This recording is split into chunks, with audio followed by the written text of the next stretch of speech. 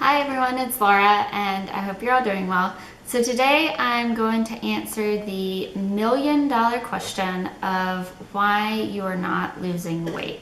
So this is for people who have been trying to lose weight and for whatever reason the weight's just not coming off. So if you're interested in hearing my tips, then let's get started. So my number one tip is to mindfully eat.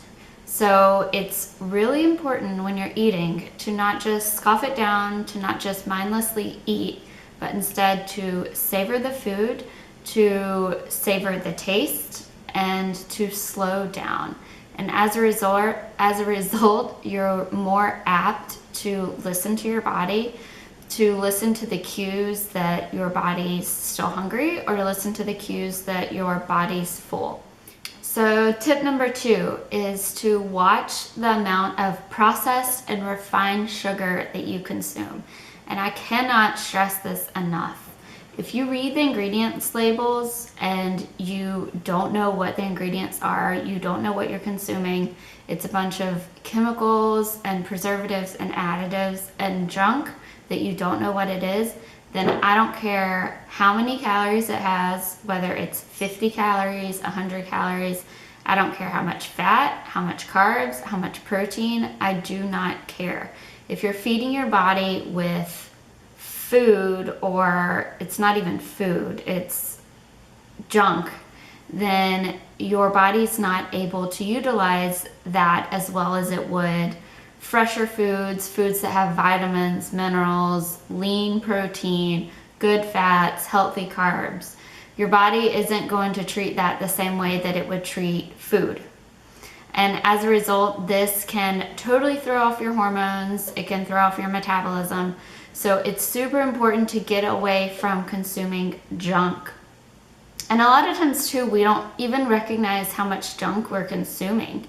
You know, when there's just a candy bowl in your office, or there's some type of snacky food sitting on your table at home. A lot of times it's a bite here, a bite there, and that stuff really does add up. So I challenge you to take it day by day. So if you're someone who likes to consume foods from bags or boxes, anything plastic that comes from the middle section of your grocery store, then take it day by day and recognize how much of it you are eating or may not be eating. That's awesome too. But recognizing it and realizing maybe this is something I should cut back on. Just because something says 100 calories does not mean that it's healthy and does not mean you should consume it. I've said this a million times, but I would much rather you have 200 calories, 300 calories of fresh, wholesome foods, of fruits and vegetables, than having 100 calories of just processed chemicals that does absolutely nothing for your body, and as a result is more than likely harming your body. So trying to get away from anything with refined sugar that's processed. Tip number 3 is to be patient with yourself. I actually talked about this in my last video.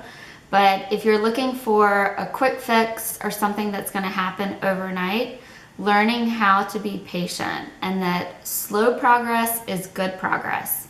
So the slower it happens, more than likely the long-term benefits are going to be, and you're going to keep it off, or whatever it may be, whether it's weight, whether it's increasing muscle, whatever it may be. The slower you go and the less you feel deprived, and the more that you're incorporating it into your daily lifestyle and making it a lifestyle, the better it's going to be in the long run. It's better to lose 10 pounds over 6 months and keep it off than to lose 10 pounds in a month, gain it a month later, lose it a month later, gain it a month later, and just be on this yo-yo dieting. Studies have shown that that is the worst for your body. It's just the ups and downs of your weight. It's almost better just to stay at a heavier weight than to have these ups and downs. So if you're someone who enjoys, or I wouldn't say you enjoy it, but you've gotten caught in this trap of yo-yo dieting, then slowing down, being patient with yourself, making realistic changes that will last for forever. And these need to be changes that you can see yourself doing for forever. So if you're getting started on a weight loss plan or whatever it may be, and these dietary changes aren't changes that you can see yourself doing for the rest of your life, then it's not the right plan for you, and you need to rewind and figure out a plan that will work for you for forever. Tip number 4, which I feel like isn't talked about enough in the health industry, is de-stressing and having fun. So people that are more stressed out are heavier, and it's harder for them to lose the weight. So kicking back, laughing, having fun, enjoying life, even if it's just for a little bit every single day, just having fun, relaxing, breathing, going outside, whatever it looks like for you, drawing, coloring, doing puzzles, reading a book, whatever it means for you to have fun, de-stress, focus on your mental health, recognize when you're at a state of hyperanxiety or you're really stressed out, and doing something for yourself that will benefit you mentally and physically. The next tip is maybe you're not as active as you think you are. A lot of times what I hear from clients is they walk when they go to the grocery store, or they exercise when they're with their grandkids. And these are things that we consider activities of daily living. So it's something that you almost have to do and able to live, or you choose to do in order to live. It's your activities of daily living. So exercise or physical activity is considered intentional. So it's on top of your activities of daily living. So just because you walk when you're in the grocery store, or you walk when you run errands, that doesn't mean that that's your exercise or your physical activity. That's your activities of daily living. So in order to reach your health goals, whatever they may be, if exercise is a part of that, which hopefully it is because it's super important for your health, for your heart and your overall health, then making sure to be intentional about, okay, this is time I'm setting aside to exercise. This is my intentional physical activity. So increasing your physical activity in a way that you're more intentional about doing it every single day. Last, I feel like a lot of times people talk about portion control and limiting the amount you eat, but we don't talk about as much about maybe you're not eating enough. So maybe if you're someone who's trying to stick to 1,200 calories, 1,200 calories is not enough calories to sustain life for the average person. And as a result, when your body feels like it's being starved, then as a result, it holds on to everything that you feed it. So if you're someone who's trying to stick to an extremely low calorie amount, then A, it's not healthy. A, in my opinion, it's not realistic for the rest of your life, because are you gonna live off 1,200 calories for the rest of your life? Probably not.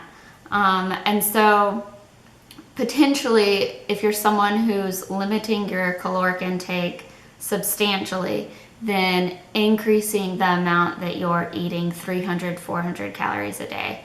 And when I say increasing it, I'm talking about increasing the amount of wholesome, fresh foods that you're consuming. I'm not talking about eating an extra piece of cake or eating unhealthy foods, but focusing more on the quality of your food rather than the calories of your food. Because like I said before, I'd rather you have wholesome, fresh foods than limit your calories to 100 calories or limit your snack to 50 calories. I'd rather you, like I said, focus on the quality rather than the quantity. Very, very important. And I know if you're someone who's been calorie counting a lot and focusing a lot on calories for however long it may be, I know psychologically or mentally it's hard to switch to think, oh, well, maybe calories don't matter as much as we think, which is totally true. They don't. And I know that's a difficult switch to kind of flip in your head, but just start today. Start today. Make a small change in regards to adding 2 apples a day to your diet on top of what you were already eating. Again, if you were eating really low calorie. adding fresh foods. And as a result, you'll see changes that you otherwise wouldn't if you were starving your body. So I hope this video helped you out. If you have any additional tips, then please feel free to leave them below. I love hearing from y'all. Also, if you have any recommendations for future videos, then I'm always open to those. Also, check out my book. I'll put the link below. It's all about a plant-based lifestyle and how to incorporate more plants into your diet. And I hope y'all are doing well, and I'll see you in my next video. Bye.